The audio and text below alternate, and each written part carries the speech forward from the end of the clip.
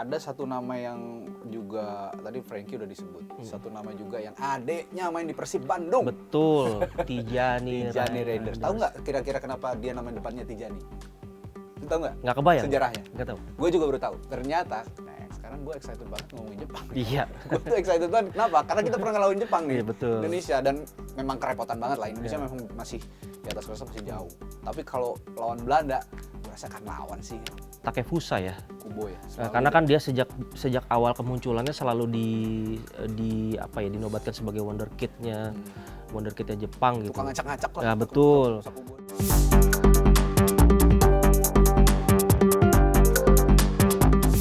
Halo sahabat Kompas TV, sekarang Kompas TV punya podcast yang namanya Arah Juara yang ngomongin Pesta Bola Dunia tahun 2026 yang digelar di Amerika Serikat, Meksiko, dan juga Kanada. Nah, untuk pertandingan atau prediksi yang akan kita review pertama kalinya ini, pertandingan antara Jepang dan juga Belanda yang akan berlangsung dini hari nanti. Ini pasti seru banget dan kita akan langsung bahas bareng dengan jurnalis Kompas TV Langga Kominak. Halo, Bang Langga. Halo Kang Radit. Sini Langga ini juga Liverpoolian, guys.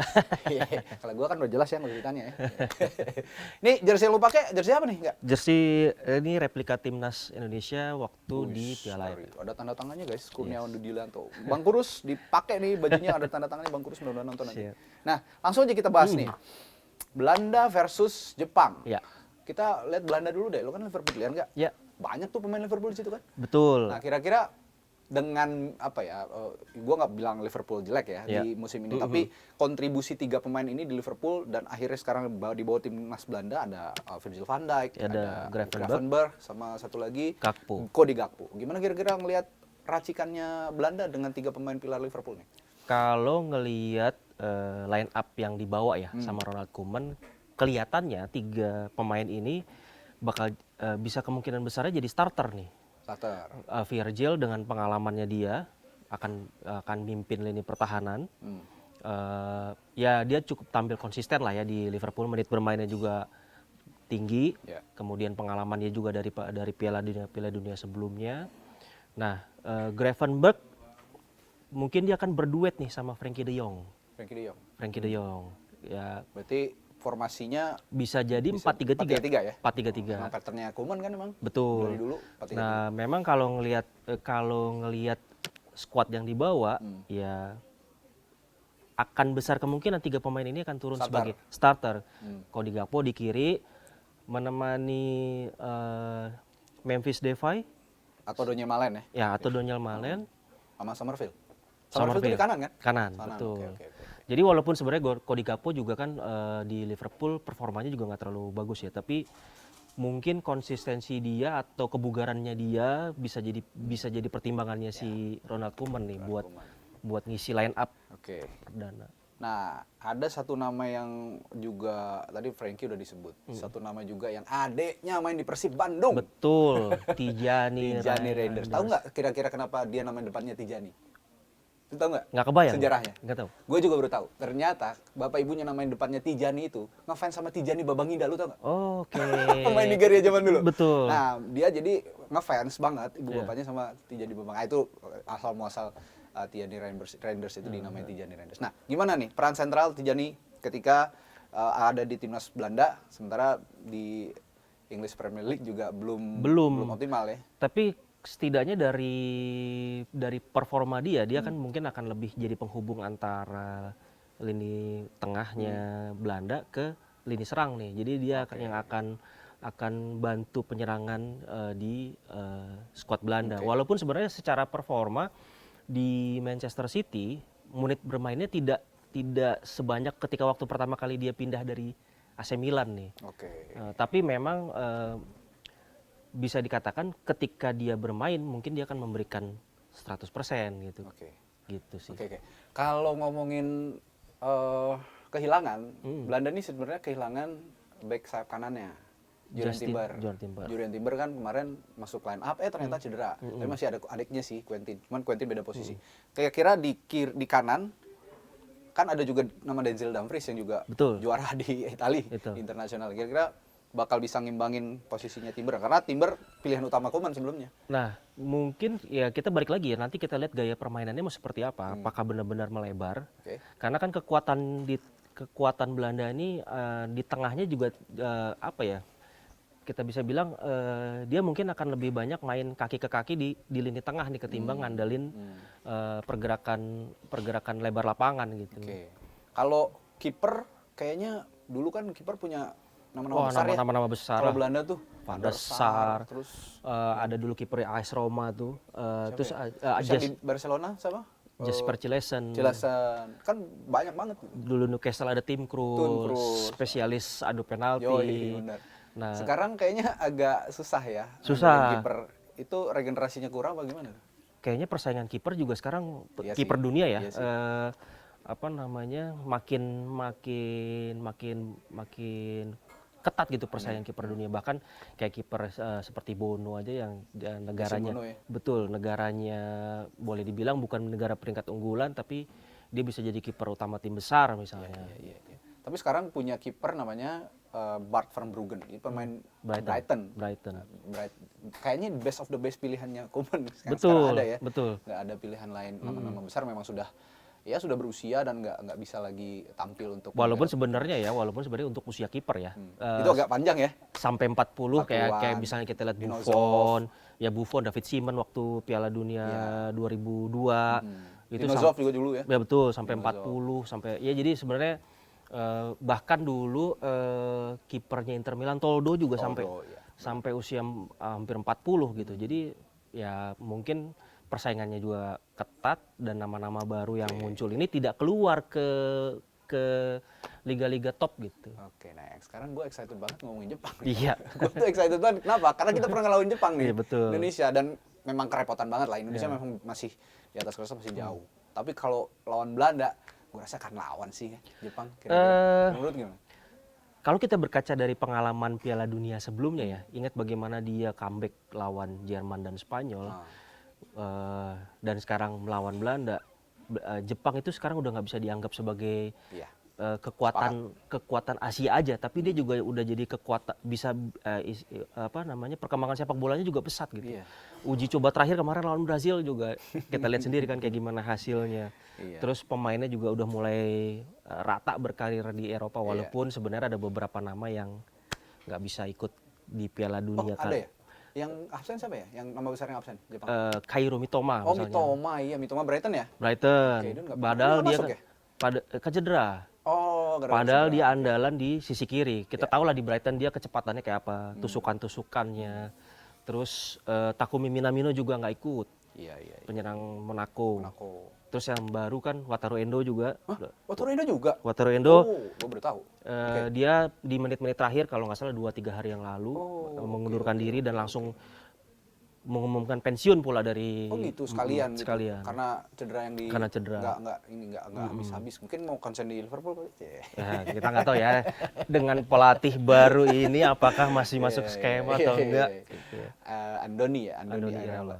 Nah, berarti kalau si Endo nggak masuk, penggantinya siapa tuh yang pas? Kalau gue lihat di sini ada Ao Tanaka. Kalau dia tuh ini kan defense midfielder kan. Di sini ada Ao Tanaka atau Daichi Kamada. Ini yang paling pas. Kalau ngelihat performa sih mungkin Kamada ya, karena kan dia di Crystal Palace kan. Ya benar, sama-sama Crystal di Liga Palace, jadi atmosfer Liga Inggris dan pace Jepang yang sekarang kan beda ya kalau kita ngelihat mungkin 10 atau 15 tahun ke belakang Jepang tuh mainnya textbook ya. Dia rapih tapi gaya permainannya monoton. Nah sekarang dengan pemain-pemain yang main di Liga Eropa ini kreasi serangannya tuh lebih tajam gitu. Ya kita lihat sendirilah timnas kita waktu kemarin kita tandang ke Jepang dengan pemain yang sebenarnya banyak yang bilang itu skuad lapis 2, kita lihat sendiri skornya kan hasilnya seperti apa gitu ya. Ya gitu sih. Iya. Tapi inilah sekali lagi kenapa gue excited banget ngebahas Jepang. Ini baru gue perhatiin kayak misalnya Ueda main di Feyenoord. Betul. Feyenoord peringkat 2 ya kemarin Liga Belanda ya. Betul. Terus Junya itu di Genk. Genk itu Liga apa ya? Genk Belgia. Oke benar. Lalu ada Takefusa Kubo, Real Sociedad. Itu andalan Sociedad. Ini juga hati-hati. ada Ritsu Doan. Ritsu Ritsu Doan tuh Eintracht Frankfurt ya. Jerman. Siapa lagi coba yang nggak main di Liga Eropa? Kayaknya semua Leeds United ada Otanaka. Backnya juga kan dulu mantan Arsenal bukan ya? Iya, Tomiyasu. Tomiyasu. Betul. Sekarang main di Ajax. Di Ajax. Betul. Artinya perpindahan liganya dari Arsenal ke Ajax ya oke lah, masih Oke. kompetitif lah, dan dia juga ada di level top gitu. Nah, kalau ngomong tadi kan udah line up pemain ya, satu-satu kita bahas bedah. Tadi strateginya siapa? Koeman kira-kira 4-3-3. Bakal dilawan dengan formasi yang sama Moriyasu atau ada apa ya? Mereka atau Moriyasu agak pengen menyeimbangkan depan belakang. Kalau di atas kertas ya mungkin sama 4-3-3, tapi mungkin pergeserannya di lapangan menjadi 4-2-3-1. Inverted ya pada Betul. saat open play. Betul. Oke. Jadi dia akan bikin compact lini tengahnya supaya Belanda tidak nyaman nih mainin aliran bolanya, sehingga bukannya dia biasanya main 3 back belakangnya? Si Moriyasu ini. 4 juga waktu Empat juga ya? waktu lawan Indonesia kan 4, selalu 4. Oke. Tapi emang lihat formasi Jepang dari pertandingan dari uji coba termasuk pas kualifikasi itu ini Iya. terus dinamis terus ya kayaknya ya, nggak punya pattern yang pas, nggak yang khas gitu, nggak ya? Sebenarnya karena kan di kualifikasi dia coba banyak pemain nih. Ya memang Coba sih. banyak pemain, dan tapi hasilnya dia jaringin 50 lebih gol dan hanya kebobolan 3 kali. Artinya apa? Artinya nggak cuma skillnya, nggak cuma formasinya, tapi pemain ini kayaknya sudah saling paham nih. Jadi siapapun yang mau dipanggil, mereka udah punya chemistry yang oke lah kalau menurut gue ya. Ya. Yang menarik juga ada nama Zion Suzuki ya. Ya, Zion kiper Suzuki ini kiper Parma. timnas Jepang dari Parma, tapi kayaknya keturunan ya. Dia ada keturunan nggak sih? Karena atau mungkin ibu mix ya. mix ya, Mix. mix breed. Mix ya. Mix ini ya, darah campuran Betul. Jepang dengan mungkin mana ya? Kalau lihat dari perawakannya si Afrika ya, Iya, orang-orang Afrika. mungkin ya. Oke. Dan ini kuat banget di Parma kalau memang kita lihat. Nah, oke, tadi strategi Jepang akan sangat menyesuaikan ya berarti ya, sama Belanda. Kalau gitu key player masing-masing kita bahas key player masing-masing. Dari Belanda, dari Jepang. Ini Belanda dulu siapa nih? Kalau Belanda menurut saya sih Frenkie de Jong ya. De Jong ya. Ya, karena dia juga punya peran sentral kan di Barcelona. Dia ngatur ritme, ngatur tempo, dan dia juga yang akan jadi motor serangan ke lini depan gitu. Kalau di Jepang mungkin Takefusa ya. Kubo ya. Karena kan dia sejak awal kemunculannya selalu dinobatkan sebagai wonderkidnya Jepang gitu. Tukang ngacak-ngacak lah. Ya, betul. Kubo nih. Memang Kairo Mitoma nggak ada nih, tapi ada pengganti yang sepadan sebenarnya di Di Takefusa. kiri nggak ada ngacak-ngacak, di kanan ngacak-ngacak. Gitu. Bingung juga nih. Nah, kalau melihat head to head key player yang bisa mematikan satu sama lain siapa? Kira-kira kan tadi lo sebut di Belanda ada Frenkie de Jong. Ya. Kalau Takefusa Kubo di Jepang key playernya. Siapa yang bisa berhentiin mereka, akselerasi mereka berdua kira-kira? Kalau kan Kubo penyerang sayap ya. Kalau si Frenkie box to Tengah. box ya. Enggak, dia lebih kepada deep ya. Oh deep, ya. Dia kepada deepnya. Kalau box to boxnya mungkin Gravenberch yang mungkin akan lebih. Nah kira-kira siapa yang bisa, kalau dari Jepang siapa yang bisa berhentiin siapa namanya? Siapa tadi? Frenkie. Kalau dari Belanda siapa yang bisa berhentiin Kubo kira-kira? Kalau ngelihat formasi mungkin ya tiga depan ya, tiga depannya Jepang nih yang punya. Jadi jangan lupa nih, Jepang itu juga selain itu determinasi permainannya juga tinggi ya. Jadi dia mungkin tidak akan defensif ya, tapi akan lebih pressing dari awal, cari bola sedekat mungkin dengan gawang. Jadi mungkin Ayase Ueda atau di barisan depannya itu ada Takefusa mungkin yang akan jadi pressure buat si Frenkie de Jong ya. Oke. At the very last berarti skornya berapa nih kira-kira? Gue kemarin ada yang nanya nih nggak? Sorry ini agak out of topic. Pertandingan udah berlangsung tadi malam. Brazil Maroko berapa gitu. Gue bilang 1-1. Gue dihujat tuh. 1-1 gila lu, pemain Brazil kan pemain bintang semua. Tapi jangan salah. Kolektivitas tim. Karena gini, kalau ngelihat Piala Dunia sekarang, kayaknya bukan hanya ngandelin pemain bintang, tapi kolektivitas. Terbukti beberapa saat yang lalu kan Australia bisa ngatasin Turki. Padahal Australia siapa sih bintangnya yang ya kalau boleh dibilang paling Rakunda gitu ya, Iya. punya kecepatan. Tapi kan Turki punya pemain-pemain yang lumayan lengkap gitu. Tapi Iya. terbukti ya. Nah ini kalau ngomongin skor ya jangan kejebak dulu sama pemain bintangnya doang gitu kan. Betul. Kadang-kadang kolektivitas tim. Kira-kira berapa nih? Mungkin hasil imbang Hmm. akan jadi hasil yang paling realistis ya. Oke. Karena ya memang Jepang di Piala Dunia sebelumnya punya pengalaman mengalahkan tim besar ya, Spanyol dan Jerman. Hmm. Tapi ini saya juga lupa nih, Belanda ini juga jadi salah satu tim yang diprediksi menjuari Piala Dunia oleh Joachim Clement.